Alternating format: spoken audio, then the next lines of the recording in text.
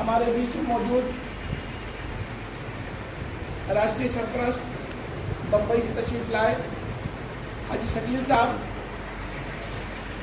बम्बई से ही चलकर उम्र के इस पड़ाव पर हमारी बिरादरी के लिए जिद्दोजहद करने वाले हाजी मुख्तार साहब, इस बिरादरी में पूरे यूपी को नाप लेने वाले, बिरादरी के हर जगह को जानने वाले, समझने वाले राष्ट्रीय प्रवक्ता शास्त्री कर्नल गफ्फारी साहब पप्पू भाई जो गुजरात से आते हैं, और हमारी बिरादरी में पूरी यूपी में सबसे ज़्यादा पॉपुलर शख्सियत और मनोज सिंह गफ्फारी साहब यहाँ पर मौजूद, नगर अध्यक्ष पप्पू भाई, हाजी अमीर साहब, मुकीम भाई, नफीस भाई, दिलशाद भाई, सारे नौजवान बच्चे और हमारे सारे अजीज व्यापारी।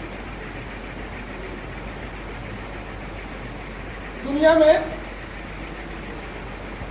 जिस कौम की कोई शिनाख्त नहीं होती, कोई पहचान नहीं होती, उस कौम को, उस कबीले को मायूसियां घेर लेती है।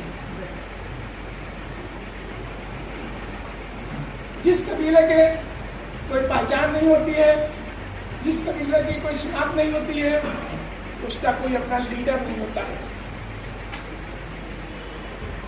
कबीलों की शिनाख्त, कबीलों की पहचान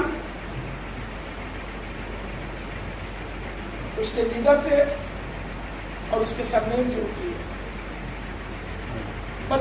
बदकिस्मती से पूरे हिंदुस्तान में हमारी बिरादरी में न कोई अपनी शिनाख्त पहचान बनाई, न ही कोई अपना लीडर पैदा किया।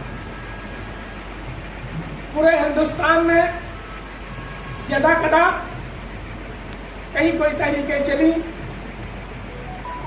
पहचान बनाने के वास्ते जगह जगह कुछ तरीके चली, लेकिन वो तहरीकें नापुख्ता थी।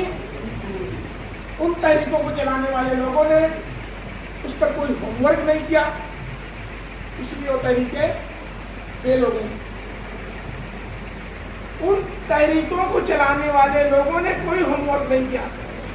हमारे बुजुर्गों में जोश था, बलबला था, एक अच्छी सोच थी कि किसी तरह से लफ्ज़ मोची को हटा दिया जाए, इसको मिटा दिया जाए, लेकिन कैसे किया जाए इसका कोई सही तरीक़ेकार नहीं ला पाए। इस लफ्ज़ को मिटाने के उसमें, इस लफ्ज़ की दुश्मनी ने वो इस हद तक चले गए, सिद्दीकी हो गए, और बिरादरी लिख रही थी हमारी बिरादरी भी हमको भी सिद्दीकी मान लिया जाए, तो हमको नहीं माना, जमे रह गए सिद्दीकी पर। फिर उसके बाद देखा कि नहीं,